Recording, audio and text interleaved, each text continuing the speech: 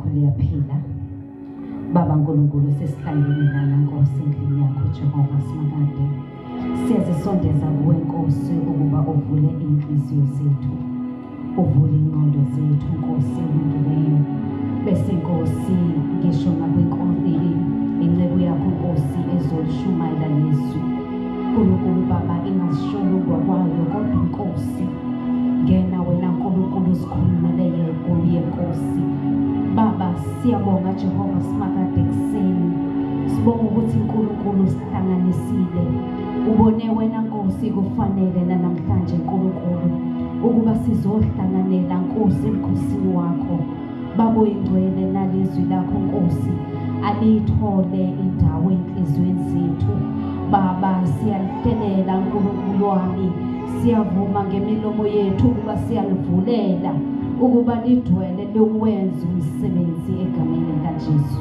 Amen. Amen. Amen. Ngicela ufundelekele kuThikhusi chapter 24 verse 1 sizongena khona bese ngiyashomana. Verse 1. uJehova wakhuluma kuMose wathi, "Yala abantwana bakwaIsrayeli ukuba balethe kuwe amafutha eminqumo acwengekileyo agcotshelwe ukukhanyisa." Amafutha eminqumo anjani acwengekileyo agcotshelwe ukukhanyisa? Ngicela ufundele esiNgisini.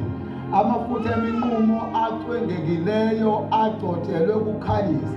Ngamanye amazwi kukhona i-lampstand bese kuzoba khona abantu abazoloda amafutha ukuze ilambu linamafutha lamafutha agcotshelwe asagcotshelwe ukukhanyisa ukuthi ilambu that brings light and the presence of the Lord livuthe in the house of the Lord. Amen. Now ake ngithathe kancane ngikhulume nawe le ndaba lena istory lesitholakala eThempelini la khona kuthiwa kwakunesenkosi eThempeli lekuthiwa iTabernacle. Mawukhuluma ngeTabernacle lithi iBhayibheli kwakunesihenqo seThempeli kune outer court bese kuzoba khona i-inner bese kuzoba khona ihole indawo engcwele. So lithi iBhayibheli ke kwakune tablet of regulations inkosi lena ekhuluma ngelokuzane nge-lampstand alibonke amalenkosi ukukhanya kwelambu. Amen. Bese kuba khona enye ekhuluma nge-sacred bread. Amen.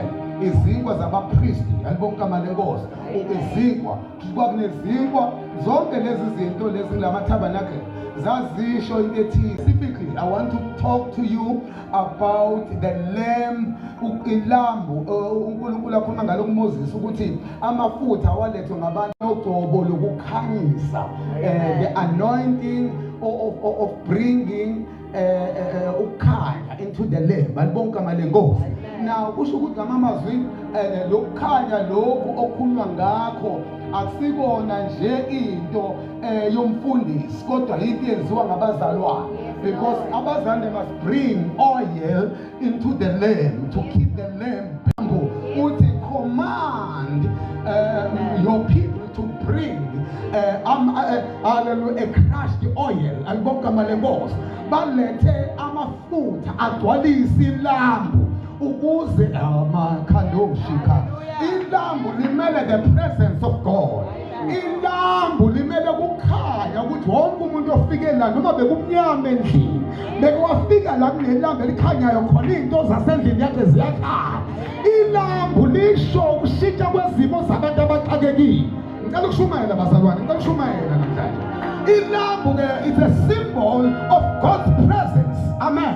Now mfuna nibhekeke abantu abaningi they think the presence of the Lord umuntu efanele abe semsebenzini to keep the lamp burning kufanele kube umpriest nofanele kube inceku kaNkulunkulu. No, uthi uNkulunkulu I command you Moses ukuthi tell my people to bring a crushed oil.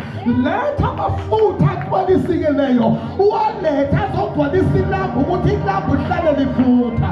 Manje into efunakalayo amafutha.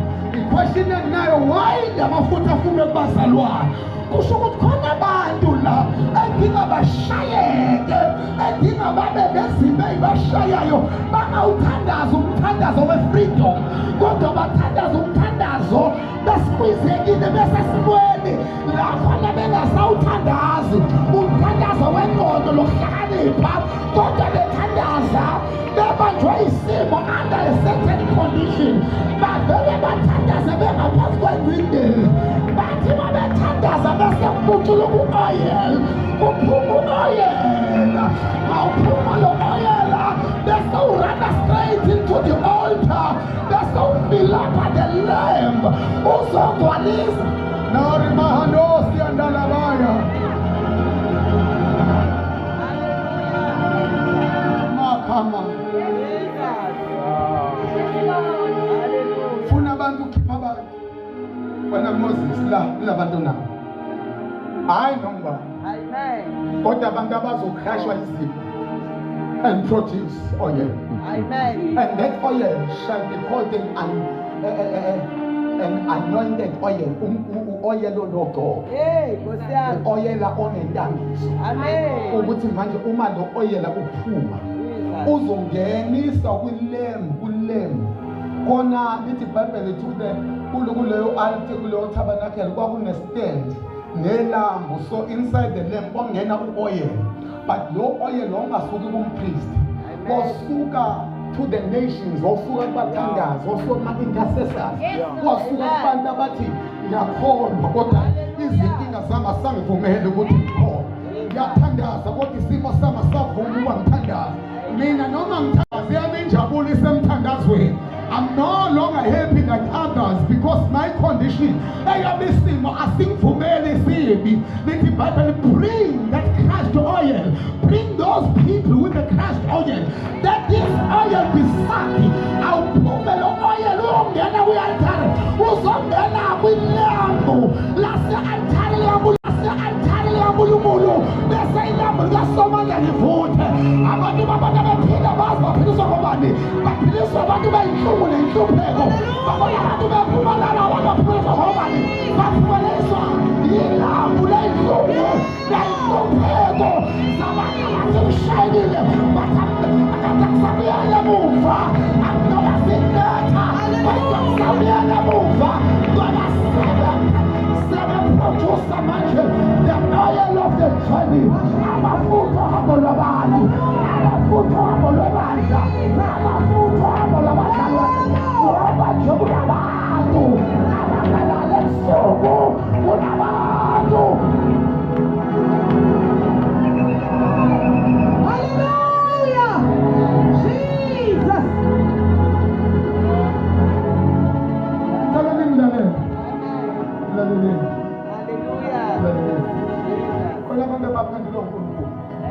Hayi ngoba kwi-position okuphendula.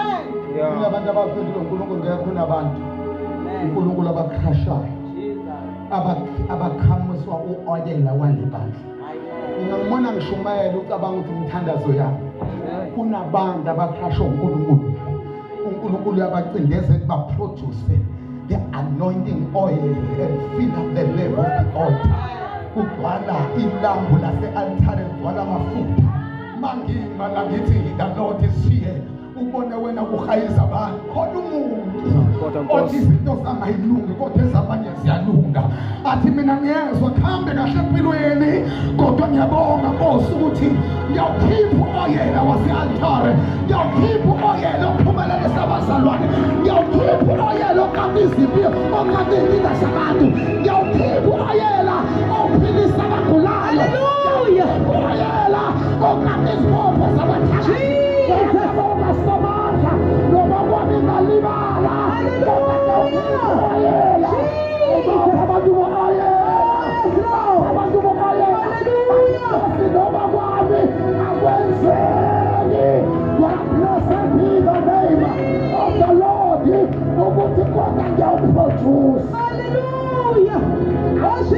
Hallelujah. I am taking a lot of hallelujah. Taking a lot of hallelujah. Oh, Jesus! Hallelujah! Come on, Lord.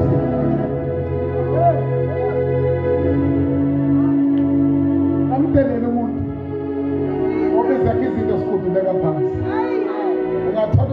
oyela ophumelela ngawo iwakhe. Khona umuntu ongambuka umedlule umbuke njengento engekho empilweni, kanti kuno-oyela ongilekelelayo. Lo muntu mase ukhipha lo-oyela ukhona lapha kwilambu le-altare, iwagcwala u-oyela ugcwale kwilambu le-altare. Uthi uyayibuza kwenze njani kade ngikhalelwa amadimoni kuhlushe umoya kugijima iy'lwane endlini, zinkoshwe yini ley'lwane ngangena kwi-altare, kanti ilambu lakhona sagcwele u-oyela. uNkulunkulu is still producing more anointing in this land. There is a lot of anointing that is being produced by the land. Now people are getting blessed, people are getting prospered because of this anointing. This anointing is prospering people. This anointing is giving to those who are righteous. This anointing is letting healing.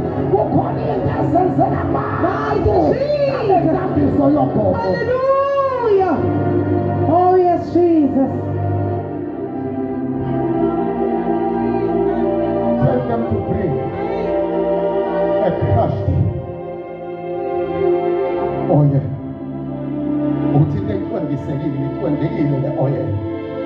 This is an oil, undiluted oil, not mixed with anything of a man. But this anointing oil is an anointing that went through the stuff, the anointing that went through the problems, that went through the crisis, that went through the difficulties. This anointing, this oil was crushed when that particular person went through the stuff. When the crush oil.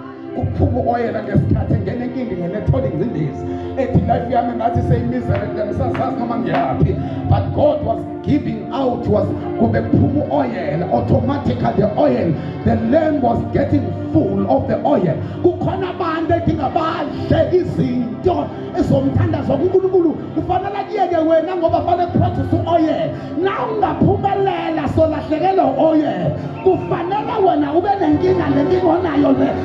Kind of oil on me. Hallelujah.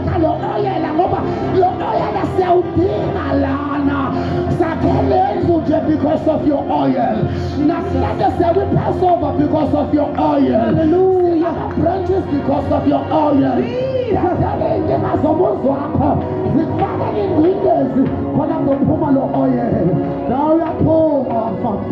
Your situation is pressing this oil.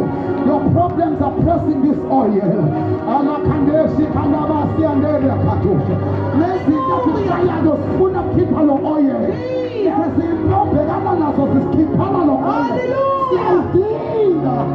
Jesus.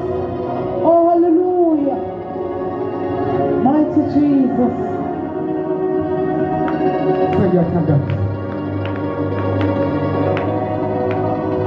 We need this oil. Bishop, I'm crying things are not right in my family. No, God is busy. God oil is away. Bishop, man semsebenzini nezitho engazazi zalo kanjani. uNkulunkulu usikhiphe oil. Ilambu lasebandleni lidinga oil omningi.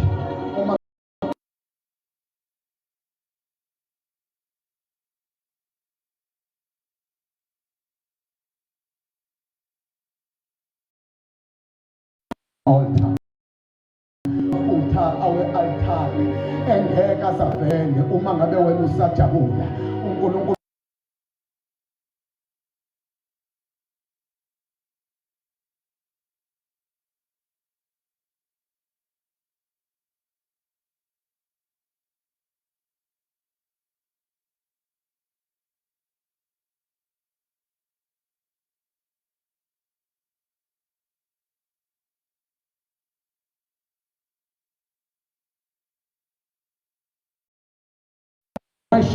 ngizothi mina nginendaba nokuthi usukhale kangakanani, but I'm happy for the oil in the land.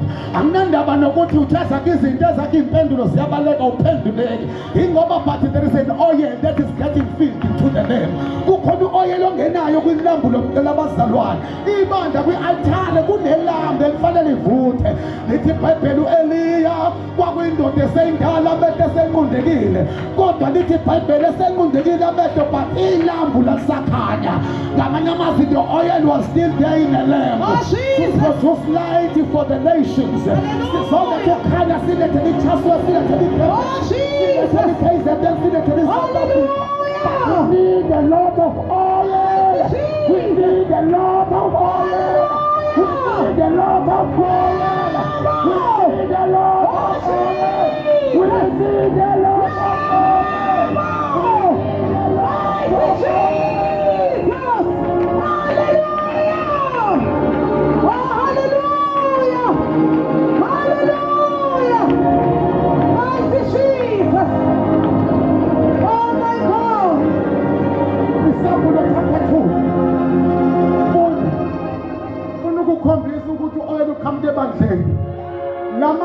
There were how many lamps? There were 6 lamps carrying an oil. Le lambu lalivutha ngoba kwakuvela amafutha. Uma ngipha amafutha le lambu uzocisha. So kufanele kube khona abantu abazogcwalisa u-oil. Ukuthi bawugcwalisa kanjani akunandaba. Ukuthi ungene enkingeni engakanani akunandaba. Nginendaba ukuthi le lambu lihlale livutha ngoba as a priest of this house kufanele le lambu lihlale livutha. Bangangeni abantu nezifo zabo baphume nezifo zabo. Bangangeni abantu nemithwalo yabo baphume nemithwalo yabo. Abantu abathi babengena baphile ngoba the lamb is burning.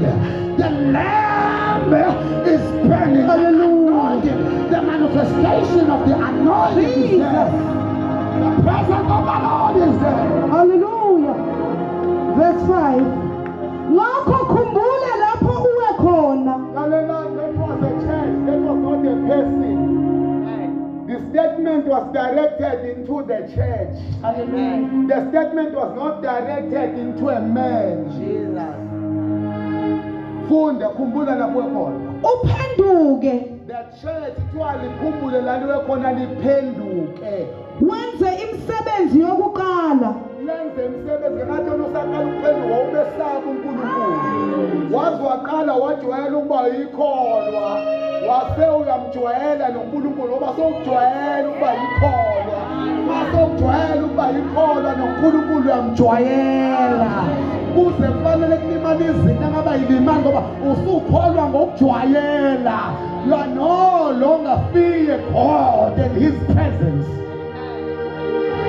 Uma kungenjalo ngiyeza kuwe ngilususe uthi lwesibani sakho endaweni yalo. If you do not repent, uthi uNkulunkulu ngizoza kuwe and remove the lampstand.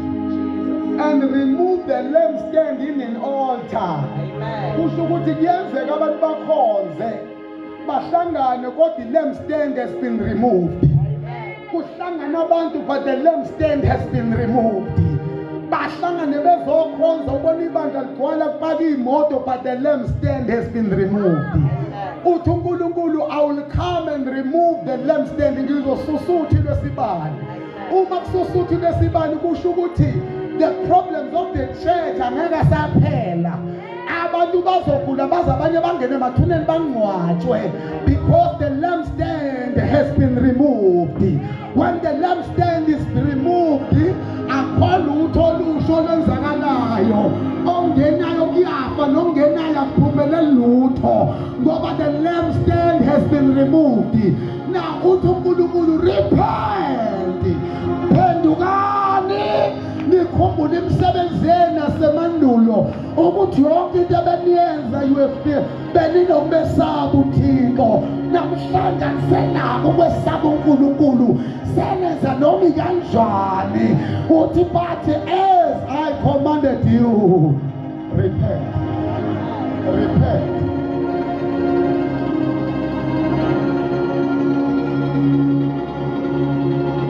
Repent. Nithabona ilambu ukuthi akulona labantu lapho kaKristu. Ilambu labazalwane. Ilambu lokuthi abazalwane they must bring oil, a lot of oil into them. Fanele balethe amafutha amaningi. La into esifunayo sifuna amafutha. Keep my lamp burning. Then isibani sami sihlale sivutha. Vutha kwale lambu lilala Power nge-conference malingavutha baqale bavuthisa abantu ilambu umhlaba wase-Ulpidashi ngeke ufane nendlela kade uyiyona abantu basemathayizini will never be the same again. Amen. Because when the lamb is burning yonke into eyinkinga yale community izolungiseka because ilambu liyavutha. Uma livutha ilambu lenkinga esendlini kwabo uzofika seyingasekho. Uma livutha ilambu lento egulisayo imihla namalanga ne-stress msalwane wami izophela namhlanje. Uma livutha ilambu leli khanda leminyaka ekade laqala liyaphela namhlanje.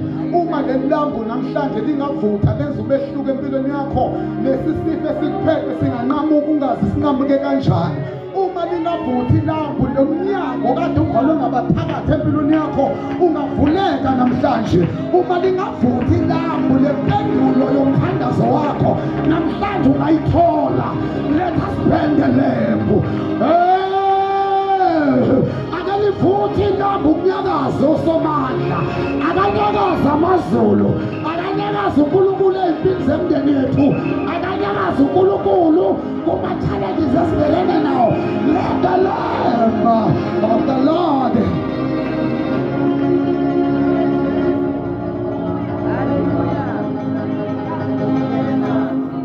keep my lamp. Nandi pasika yes. Come shaka kadosh. Nandi pasika yes. Mayeza abantu yesu umhlambi kaNkulunkulu ufuna ilambu elivuthayo. Kudingeka ilambu egcwele amafutha, kudingeka ilambu egcwele ugobo. Naku umhlambi uyezwa wasemandla. Keep my lamp burning. Akalivuthi ilambu lami.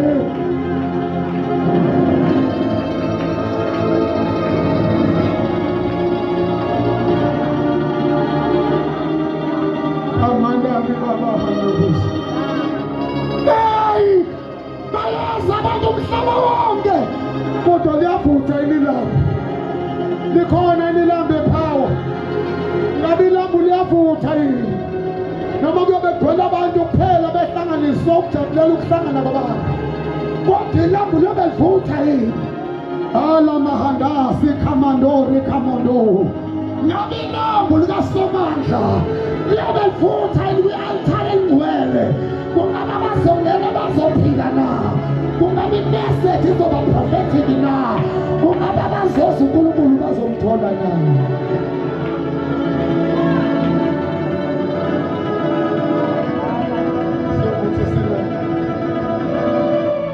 Sovuthisila. Senkingeni. Ngicela ukuthi yobakulekelele. Kodwa ngicele maphoro flatha mhlobo. Ilekeleleni ivuthi lami. Inkinga enginayo manje. Asenandaba nokuningi okusilela. Sesinendaba ukuthi ilambu kwi-altar livuthi. Ukuze abantu bathi simtholile uNkulunkulu. Abantu abasuka boshow abafuna ilambu livutha. Abantu abasuka emzini abafika ilambu livutha. Abantu abasuka bolindelana abafika ilambu livutha. Abantu abasuka all over KZN, all over Durban abafika ilambu livutha. Somandla malivuthe ilambu. Malivuthe ilambu lomlilo, ilambu elikhanyisayo. Malivuthe Somandla. Namnyakaza uNkulunkulu. Makuvele uNkulunkulu.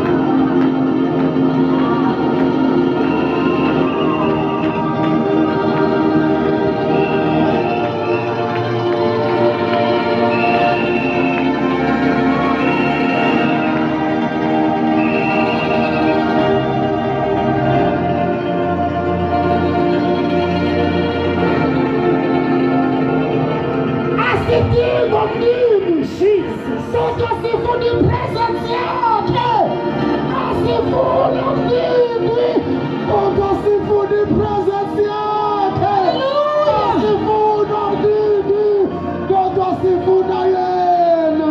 Oh, hallelujah. Jesus.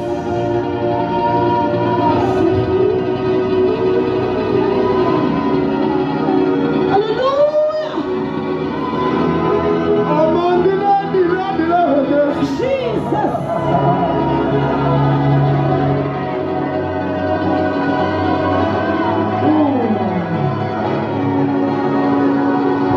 Sifuna